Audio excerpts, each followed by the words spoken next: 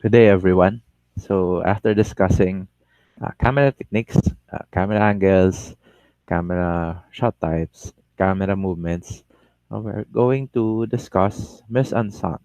Okay, so what do we mean by mise-en-scène? Okay, so mise-en-scène is originally a French theatrical term, no, which is used to describe uh, putting on stage, okay, placing on stage, and then it was adapted, no, as a concept for cinema, for film, and it now means no, putting inside the frame. Okay, so to begin our discussion of mise-en-scène, maybe you have seen General Luna, directed by Gerald Darroch, and in one of the last few scenes, no, where General Luna was killed, no, by fellow Filipino soldiers or fellow Katipuneros. They imitated a famous painting by the brother of General Luna, who's Juan Luna, no, and this is similar to his painting Spolarium, no. So in this case, it's a deliberate attempt, no, to put the actors, no, inside the frame in such a way that uh, they look like the actual painting. So aside from uh, the actor's contribution, of course, there's also the contribution of the production design team and the camera team, making use that they capture it inside the frame.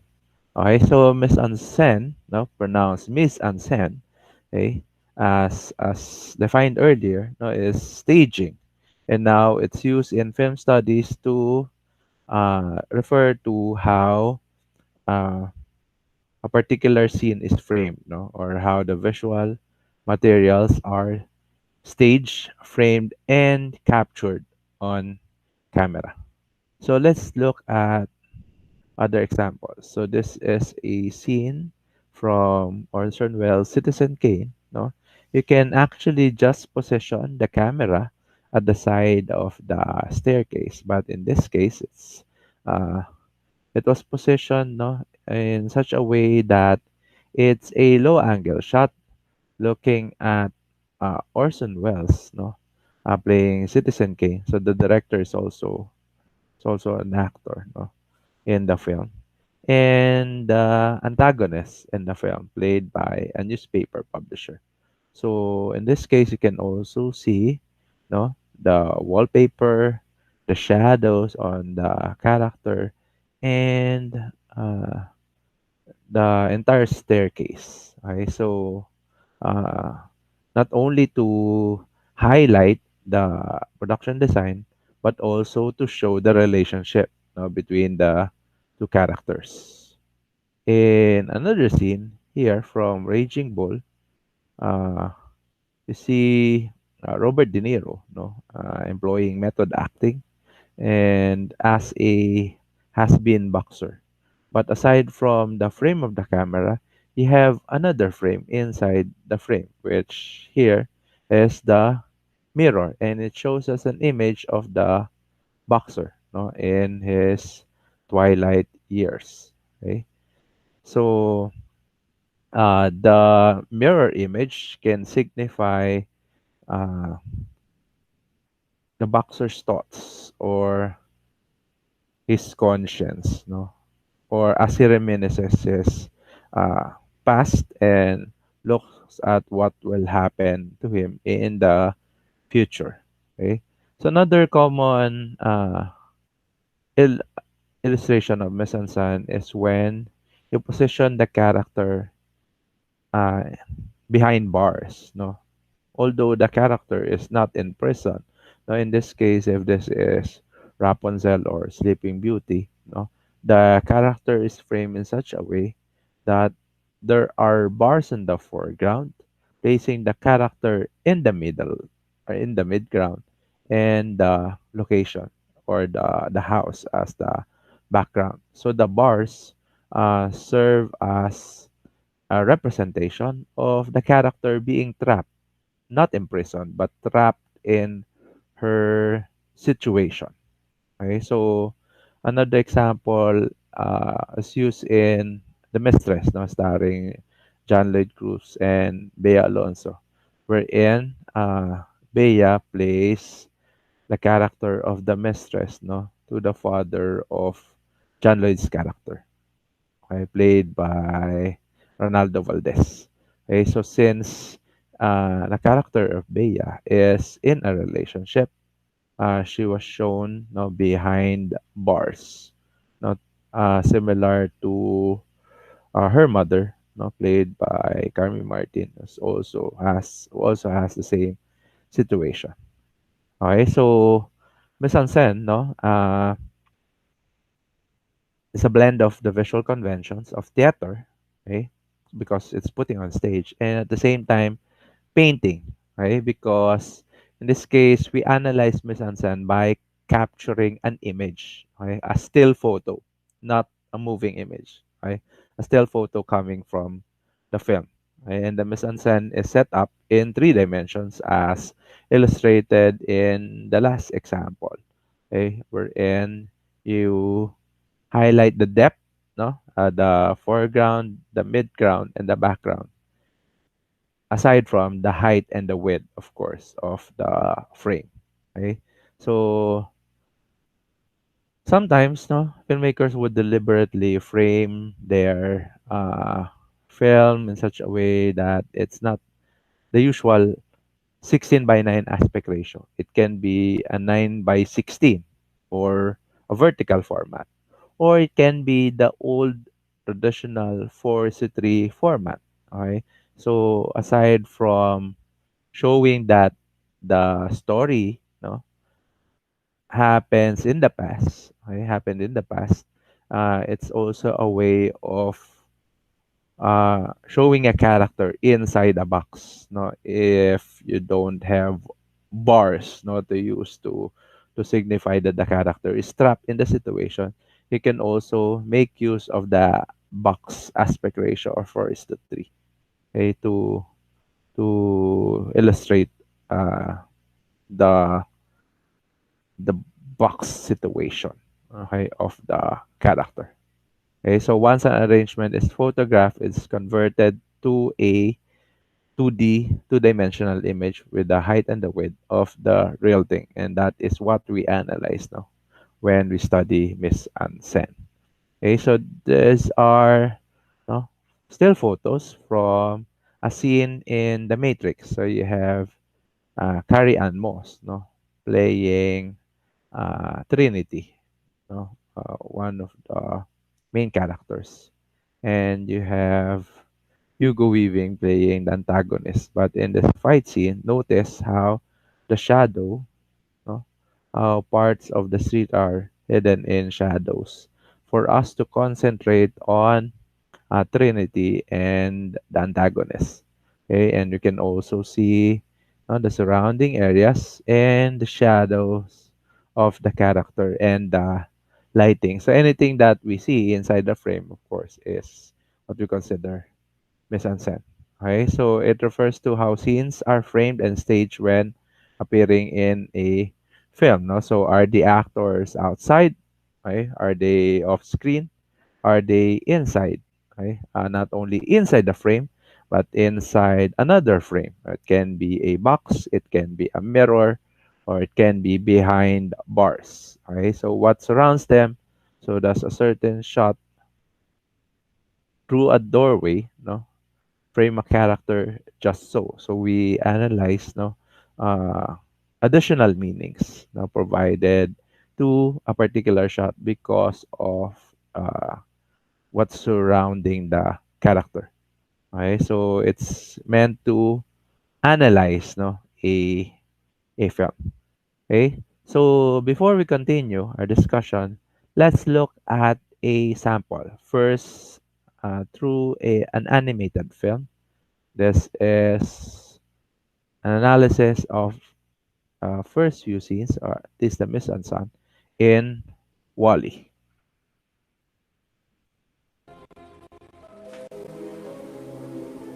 Today we'll be looking at the effects that mise-en-scène plays in helping tell the narrative in a few scenes of Disney Pixar's animated feature WALL-E. To begin, we'll be looking at one of the opening scenes that displays WALL-E in his home environment on the trash-filled wasteland Earth. To emphasize the effect that the trash has on the Earth, Disney Pixar made an effort to create a setting filled with dull and diluted colors and characters. WALL-E, his surroundings, and his possessions are covered with a haze of dust and dirt to emphasize the feel of the wasteland setting. The inside of WALL-E's small shack is the only sign of color in the entire scene. Inside his shack, there's a highly noticeable fluctuation of the color red. This color is used to symbolize the fact that WALL-E's character is compassionate even though he may be a robot.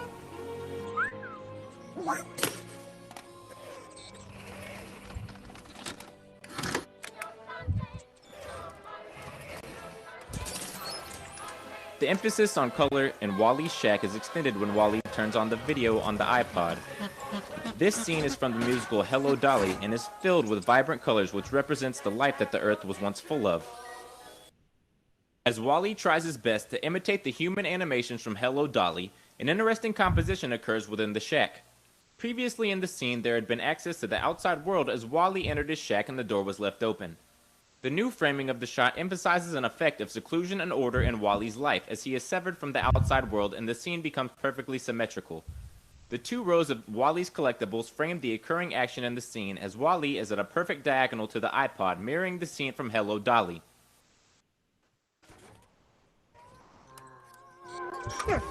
If you pay attention to the color motifs, the woman in the scene in Hello Dolly is also wearing a deep shade of red, creating the connection between WALL-E's red items in his shack, the figure of a woman, and his trait of compassion. It looks like WALL-E's going to want to save this scene for later.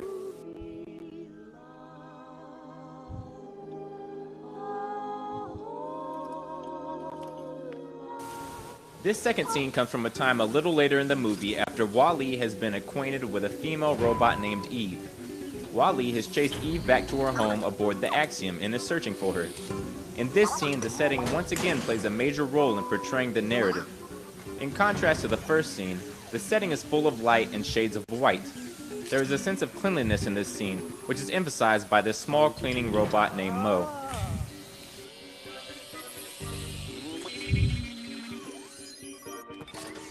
The sense of space in this scene is much more confined than the previous scene as WALL-E is now trapped on the Axiom in outer space.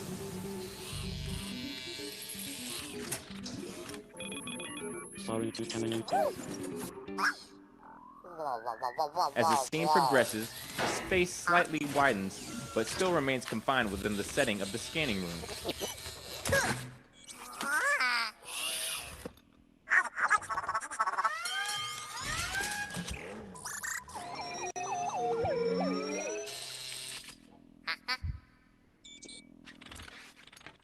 Looks like Mo's getting a little mad about WALL-E's mess. Though the overall setting in this scene is more confined than the overall setting in the previous scene, the two scenes can be related based on how WALL-E occupies the space. WALL-E is once again framed in a symmetrical scene by the Eve units around him. As the other robots approach, the scene widens and WALL-E's demanding presence is reduced to signify the anxiety of the moment. A code green? It looks like something big is about to happen. As shown throughout the two scenes, the mise-en-scène in Disney Pixar's WALL-E was well crafted to help engineer and drive the narrative of the film as a whole.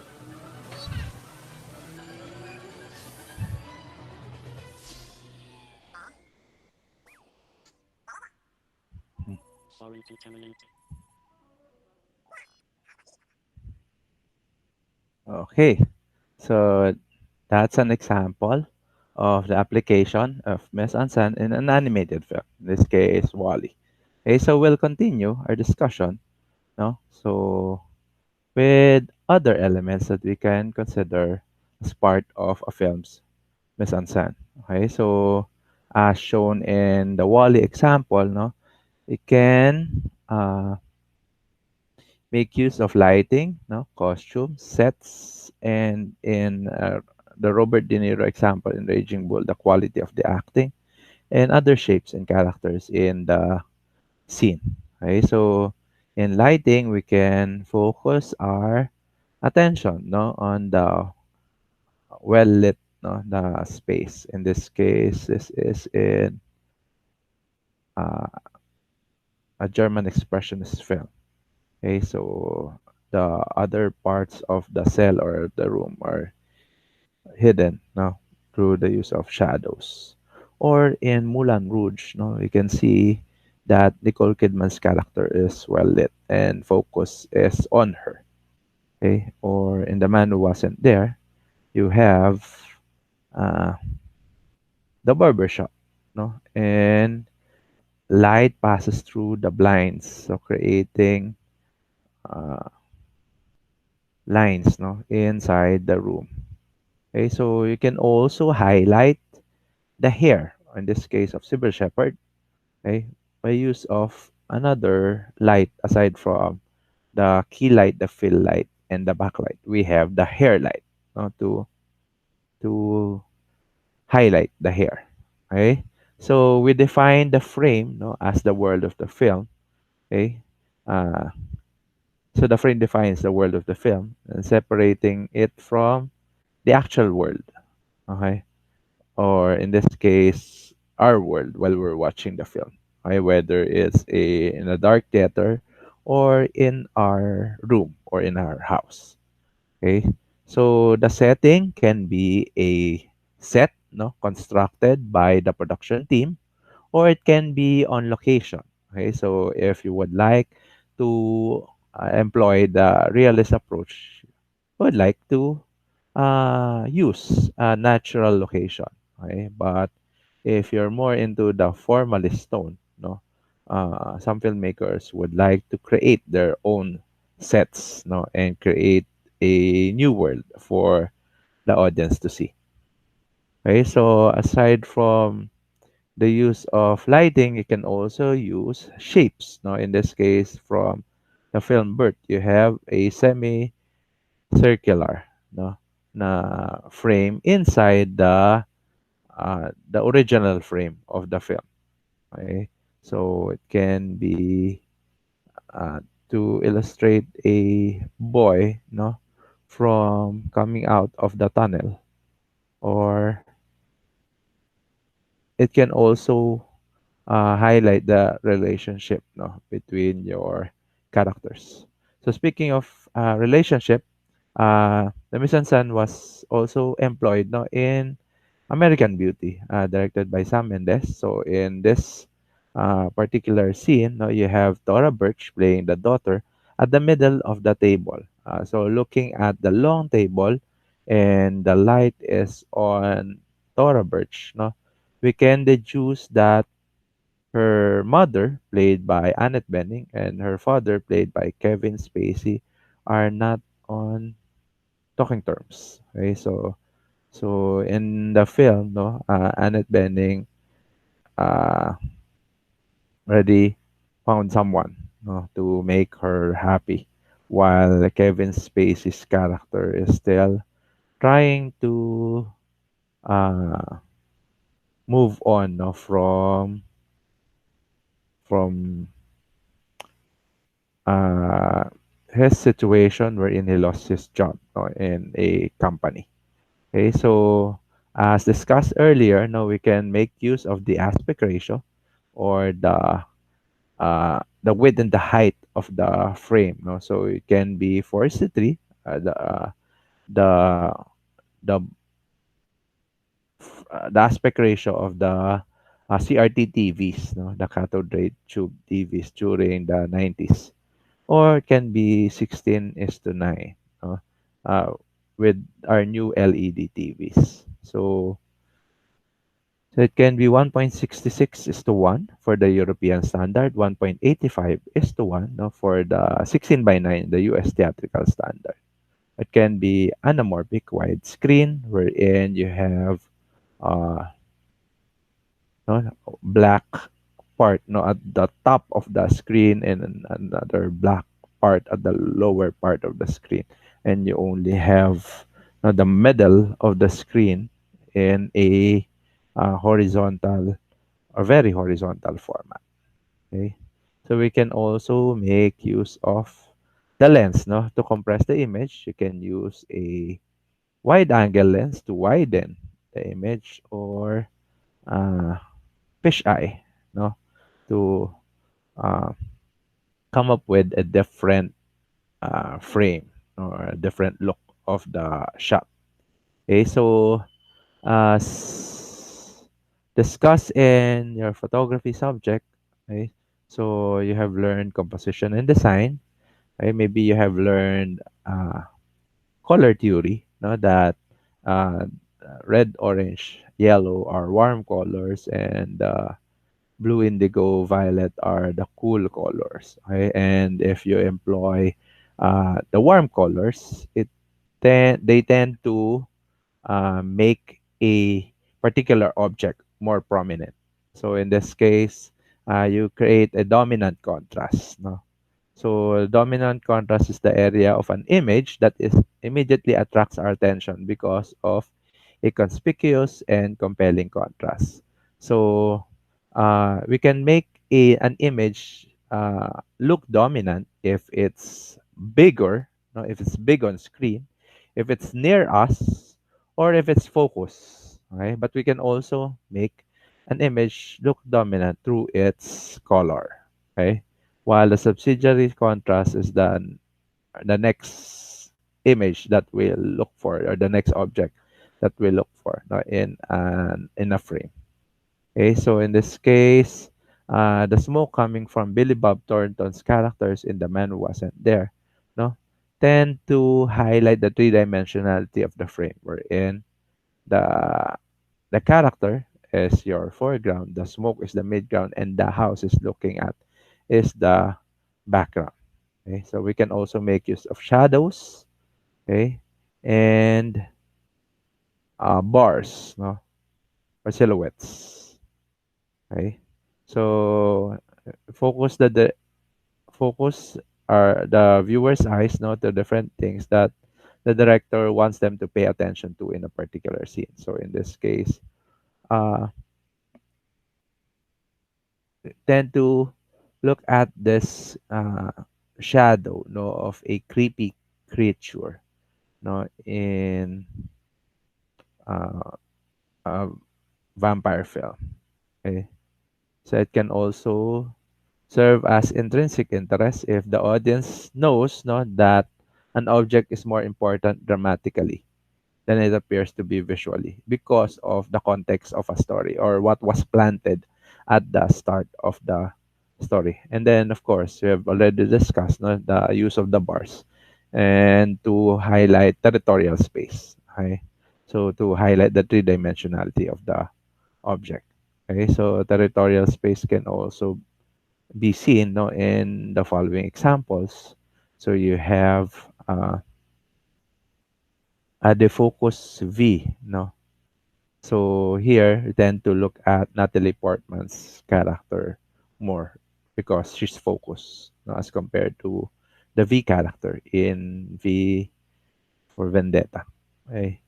And then you have Kate Winslet's character, no, in Titanic, or in as she was looking at the mirror, we can see the image of her fiance. Or in Bert, you have a shadow cast on the face of Nicole Kidman.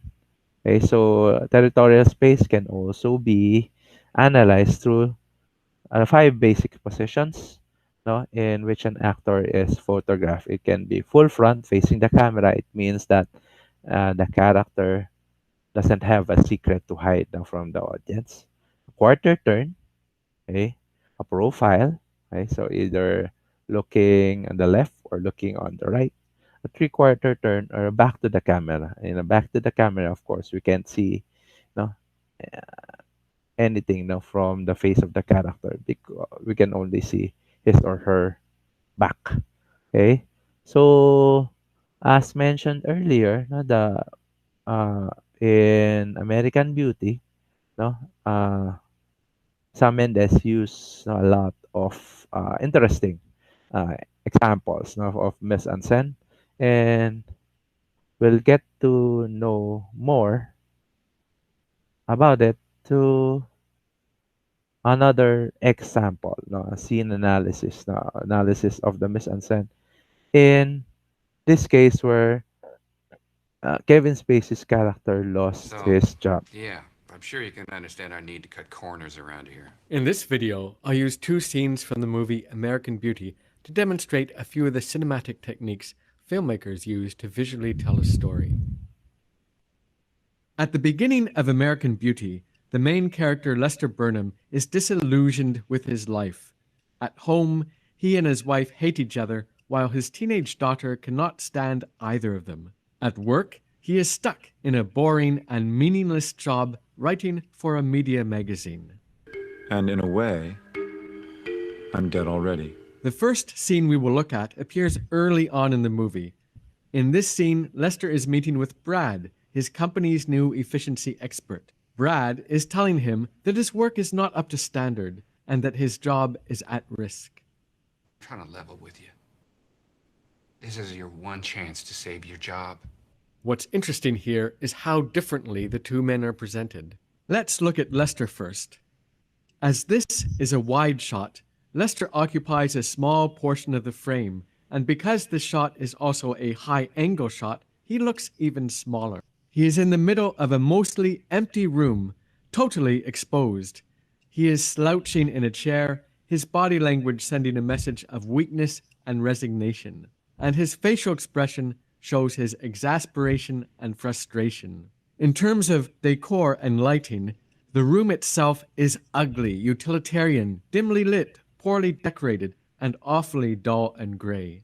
Behind Lester, there is a dying potted plant stuck in a corner and a painting that is too small for the wall. The ugly decor reveals what kind of company Lester works for, one that sucks the life out of its employees. In terms of composition, the framing of the shot is ugly as well. Lester is positioned in the center bottom of the frame, which is a strange place to put the main subject. There's far too much headroom above him. His feet seem to be cut off, and above him, a ceiling light juts down into the frame. It's an ugly shot in an ugly, dark room. A kind of visual manifestation of Lester's dissatisfaction with his empty and meaningless life. Now, let's look at Brad. Here the shot is a mid-shot. Brad occupies a large portion of the frame. The low-angle mid-shot emphasizes his position of power, especially when juxtaposed with the high-angle wide shot of Lester that we just looked at. Visually, Brad is presented as being dominant. His posture is straight, he is younger, he is dressed more fashionably, and his facial expressions reveal smugness and contempt. Behind him, the vertical Venetian blinds create a visual pattern that calls to mind the bars of a jail cell or cage. To Lester, his job is like a prison. And note the props around Brad, his desk, his large, brightly shining nameplate, the gold pens, the picture and its frame, the Venetian blinds. Almost everything is straight edges, angles, and points. Everything is hard, sharp, threatening. In short, the visual elements in this scene work together to emphasize three things. First, Brad's dominance over Lester. Second, the soul-destroying nature of their workplace. And third, Lester's hopelessness and vulnerability. Exactly. Midway through the film, the two men meet again. By this point in the movie, Lester has decided he needs to make a change. In this scene, Lester is quitting his dead-end job and blackmailing the company into paying him off. What do you want? 1 year's salary with benefits. It's not going to happen. Well, what do you say I throw in a little sexual harassment charge to boot? Against who? Against you. If you compare these two reverse angle shots, you will see that Brad is no longer shown to be dominant.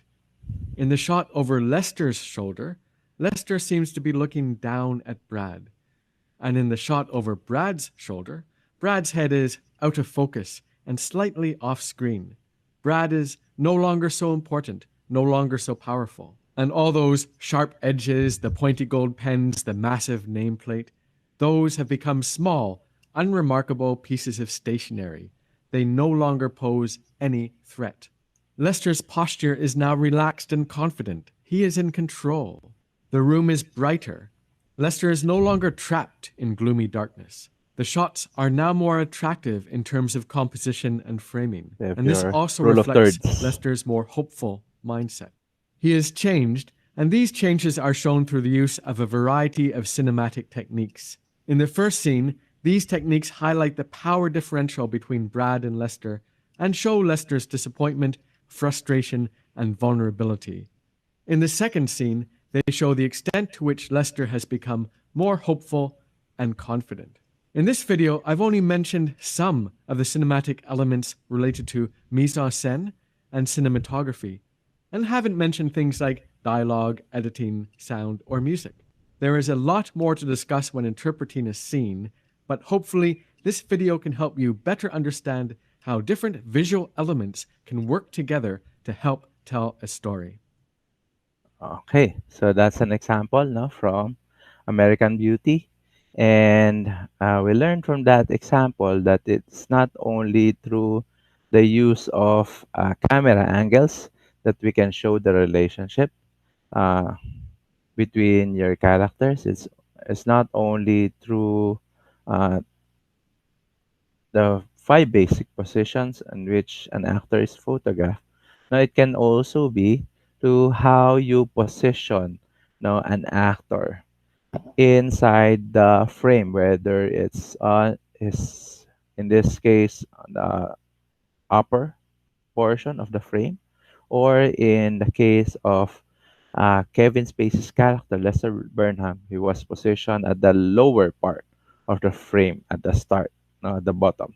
And then later on, they're on equal footing and actually appears more dominant in the second scene because he knows what he wants and he knows that he can get what he wants now from his boss, Brad. Okay, so we'll continue our discussions after discussing the five basic positions. Like in this case, you have Nicole Kidman's character in Bert. No? At first, no, she was mourning the death of her husband.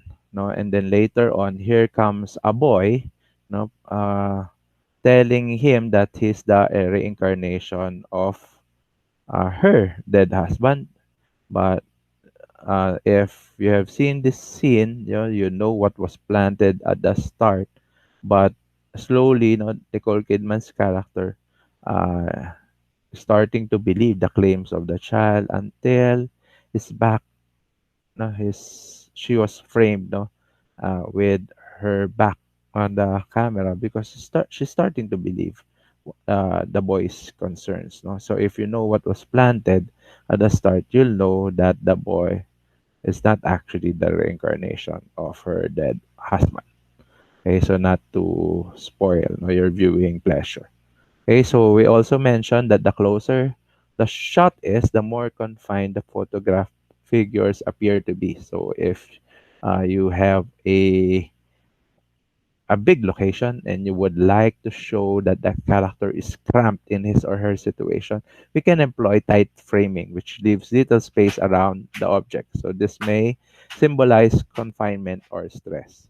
Similarly, if we only have a small location, but we would like to present a character not trapped in that cramped location, now you can employ loose framing, which presents the subject with abundant space around him or her.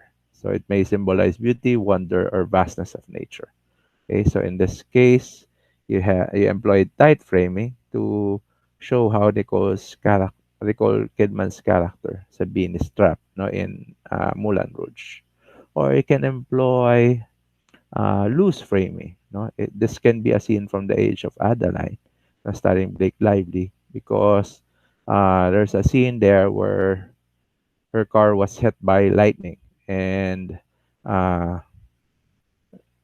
after that particular incident, no, although the character grows old, no, her facial features do not change. So it's somehow like a reverse Benjamin Button scenario. Okay, so this is the from the edge of the line. Okay, or if you can only have a few extras, but you would still like to make it look like a gathering of a large number of people, you can use tight framing. Or similarly, if you have a dead body in this particular scene and you would like to show the audience that no one will help the victim or will find out that there's a dead body, you frame it loosely, not to show that the surrounding has no characters no near the body. Okay, so the body is will be discovered later on, no, not immediately. Okay, so we can also use proxemic patterns no, to show the relationships of the characters. Okay, so at the start, if they haven't developed no, a a relationship no, pertaining to uh, a rom-com, okay, you have the public distance, no, 12 feet up to 25 feet. But as they get to know each other and they develop a relationship, it leads to the intimate skin contact up to 18 inches. So you use the intimate to describe a very close relationship, whether it's a relationship of a couple or uh, characters starting to fall in love with each other. No? We also have the personal 18 inches up to 4 feet and the social 4 feet up to 12 feet. So if you don't know each other, no? Like for example, someone delivering a speech no, to an audience can be a public distance 12 feet up to 25 feet. Okay, so the greater the distance between the camera and the subject, the more emotionally neutral we remain. So as the camera goes nearer to the subject, the audience tends to get to know more about the character and to be close to the character. Okay, and then we have open and closed forms. No, open forms, uh, you have a little opportunity to control what's happening in the scene as compared to the closed forms. No? In the closed forms, you can have more stylized designs, no? As in a set. Okay, and here are examples. So outside, no? So you can have a closed form if you can uh, create a barricade or you can control the situation during the shoot. Of course, inside the room, like in the Dreamers, no, it's more possible to have a closed form. Okay, so given your knowledge of mise-en-scène, no, you can analyze a film by looking at the objects and props in the setting, no, whether it's a natural setting or artificial setting, and at the same time, whether it's a natural object or an artificial object.